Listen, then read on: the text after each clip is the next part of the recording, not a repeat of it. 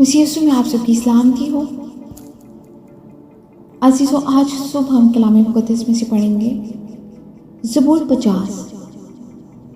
रब खुदा ने कलाम किया और मशरिक़ से मग़रिब तक दुनिया को बुलाया। सिय्योन से जो हुस्न का कमाल है, खुदा जलवा कर हुआ है। हमारा खुदा आएगा और खामोश नहीं रहेगा। आग उसके आगे आगे भस्म करती जाएगी और उसकी चारों तरफ बड़ी आंधी चलेगी।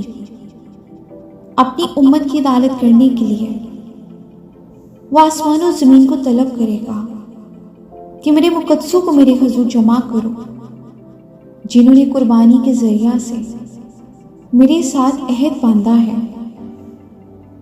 और आसमान उसकी सदाकत बयान करेंगे, क्योंकि खुदा आप ही इंसाफ करने वाला है। आए मेरी उम्मत सुन, मैं कलाम करूँगा, और आए इस्राएल, मैं तुझ पे गवाही दूंगा। खुदा तेरा खुदा मैं ही हूँ। आमीन। खुदा के जिंदा पाक कलाम के पढ़े और सुने जाने में उसकी बरकत हो। खुदावंद का शुक्र हो।